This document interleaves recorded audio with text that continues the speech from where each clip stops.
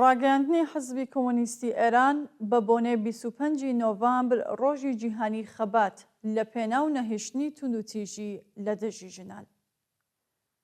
25 نۆڤامبر ڕۆژی جیهانی خەبات لە پێناو نەهێشتنی توندوتیژی دژ بە ژنانە.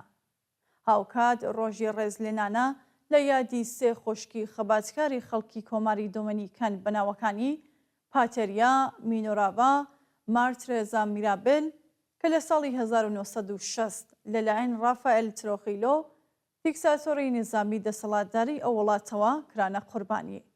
بەڵام ڕۆژی 25 نۆڤامبر بە دوو هۆکاری بنەڕەتی وەک ڕۆژی جیهانی خەبات لە پێناو توندوتیژی دژی ژنان تەنیا لە چوارچێوەی پرسێکی ناوچەیی و لە ئاستی وڵاتێکدا نەمایەوە و ڕەهەندێکی جیهانی و نێنەسەوەیی بەخۆیەوە گرت کە بریتی لە یەکەم هاتنی بەربڵاوی ژنان بۆ ناو بازاڕەکانی کار و پەروەردە و چالاکیە کۆمەڵایەتی و ئابووری و سیاسیەکان کە لە پێویستی سروشتی سرمایە بۆ چۆسانەوەی هێزی کاری هەرزان و بەربڵاوی ژنان بە مەبەستی کەڵەکارکردنی سرمایە و قازانجپەرستیەکی بێبەزەیانە سەرچاوە دەگرێت.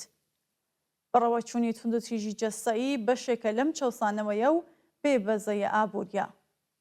دووهەم، بەرزبوونەوەی ئاستی وشیاری و خەباتی ژنان لە هەموو بوارەکانی بنەماڵە و ناوەندەکانی کار و کۆمەڵگەدا. توندوتیژی دژی ژنان برینێکی بەناسوورە کە بە پشتیوانی پەیوەندیە جیهانیە پیاوسەلاریەکان و پاڵپشتی بێدرێغی ئاین جەستەی نیوەی کۆمەڵگای پێ زامدار دەکرێت. بەپێی ئامارە بەردەستەکان ڕۆژانە 70% ژنان لەسەر ئاستی جیهان لەگەڵ توندوتیژی بەرەوڕوو دەبنەوە. بە گوێرەی ڕاگەیاندنی فەرمی ڕێکخراوی تەندروستی جیهانی ساڵانە 200 ملیۆن منداڵی کچی تەمەن 5 بۆ 10 ساڵ خەتەنە یان بە واتایەکی تر کە مەندام دەکرێن و 1 ملیۆن ژنیش بەهۆی لێکۆچەکانیەوە گیانیان لەدەست ئەدەن. ڕێژەی خۆکوشتن لە نێو ژناندا دوو هێندەی پیاوانە.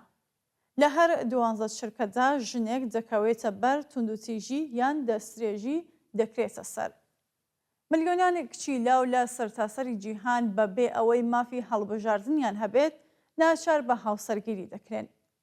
ساڵانە زیاتر لە 2 ملیۆن ژن لە سەرانسەری جیهاندا ناچار بە لەشفرۆشی دەکرێن و 20,000 ژن بە بیانووی شەرەف دەبنە قوربانی.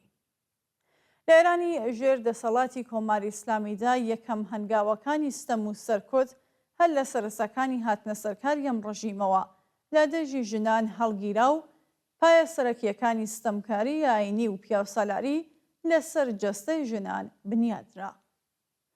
کۆماری ئیسلامی لە ماوەی 46 ساڵی ڕابردوودا زۆر هەوڵی داوەکە بە پشتبەستن بە بیر و باوەڕی ئاینی و دابوونەری تەڕزی وە گیانسەختەکان ژنان لە بەرامبەر یاساکانی سەرچاوەکردوو لە ئاین و ستەم و سەرکوتدا بە چۆکدابێنێ و بیانگەێنێتە ئەو قەناعەتەی کە ئەو ژێردەستەیەی خۆیان وەک چارەنووسێکی چارە هەڵنەگەر قبوڵ بکەن. ئەم دەسەڵاتە وەک یەکێک لە دژەژنترین ڕۆژیمەکان هەموو ئامرازەکانی ئاینی، یاسایی، پۆلیسی، زیندان و ئەشکەنجەی بەکارهێناوە بۆ ئەوەی ژنان هەروە با ژێردەستەی بهێڵێتەوە و بەم جۆرە تەواوی کۆمەلگا وەک دیلی سیستمی سرمایەداری و دەسەڵاتەکەی ڕابگرێت. ژنانی ئێران لە ماوەی زیاتر لە 14دەیەدا هاوشانی چینی کرێکار زۆرترین ستەم و سەرکوت و نەهامەتیان بەدەست ڕژیمی کۆماری ئیسلامیەوە چێشتووە. بەڵام خەبات و خۆڕاگریەکی کە ژنان و پیاوانی یەکسانی خواست هەر لە حەڤدەی ڕەشەمەی 57 ڕۆژی جیهانی ژنەوە دەستی پێکرد و لە شۆڕشی ژنجیان ئازادیدا گەیشتە لووتکە هەروە بەردەوامە. ژنانی ئێران لەم خەباتە بێوشانەدا بەوپەڕی فیداکاریەوە و بە شێوەیەکی بابەتیانە و بەکردەوە ئازادی پۆشینی جلوبەرگیان بەدەستهێناوە. کۆماری ئیسلامی بەوپەڕی داماوی و سەر لێ شێواویەوە هەوڵ ئەدات شکەستەکانی خۆی لەم بوارەدا بشارێتەوە. بەڵام ئەم هەوڵانە بێیاکان بوون و جیهان ڕۆژانە لە لاپەڕەکانی سۆشیاڵ مێدیاوە شکەستەکانی ڕژیمی ئیسلامی لەم بوارەدا دەبینێت. ژنانی خەباتکار و شۆڕەشگێر و ژنانی کرێکار و ستەمدیت و هەرگیز تەسلیمی ئەو چارەنووسە نەبوون کە ڕژیمی ئیسلامی بۆی دیاری کردبوون. هەر هەوڵێکی سەرکوتگەرانە و بێڕێزیکردنێکی ڕژیم بەرامبەر بە ژنان ئاگری ڕق و تووڕێیەوانی بڵێ سەدارتر کرد. لە هەر شوێنەیەک خەبات و ناڕزایەتیەک لە ئارادا بوو بێت، ژنان ڕۆڵێکی سەرەکیان تیادا گێڕاوە. ئەمڕۆ لە شۆڕشی ژنجیان ئازادیدا ئەم ڕۆڵە جێگە و پێگەی یەکەمی بەدەستێناوە. لە ماوەیە 46 ساڵی ڕابردوودا خەبات لە پێناو دەستەبەرکردنی مافی یەکسان و ئینسانی بۆ ژنان بەردەوام یەکێک بووە لە مەیدانە سەرەکیەکانی خەباتی چینایەتی دژ بە سەرمایەداری و ستەم و سەرەڕۆی ئاینی. پرسی ڕزگارکردنی ژنان لە کتوبەندی پیاوسالاری و کۆیلایەتی یاسا و ڕێساینیەکان پرسێکی گیان نییە لە خەباتی چینی کرێکار لە پێناو ڕزگاربوون لە ستەم و چەوسانەوەی سەرمایەداری. باگاداربوون لەم ڕاستیە و ناسینی مەکانیزمەکانی ستەم و چۆسانەوەی ژنان لە پەیوەندیەکانی بەرهەمهێنانی سەرمایەدایەکە دەتوانرێت خەبات و تێکۆشانی کاریگەر لە دژی ئەم نایەکسانیە کۆمەڵایەتیە باکام بکات. ئەم پرسە لە سەردەمی ئەو شۆڕشە شکۆدارەی کە ناوی ژینا بووەتە ڕەمز و هێمای لە هەموو کاتێک پێویسترە.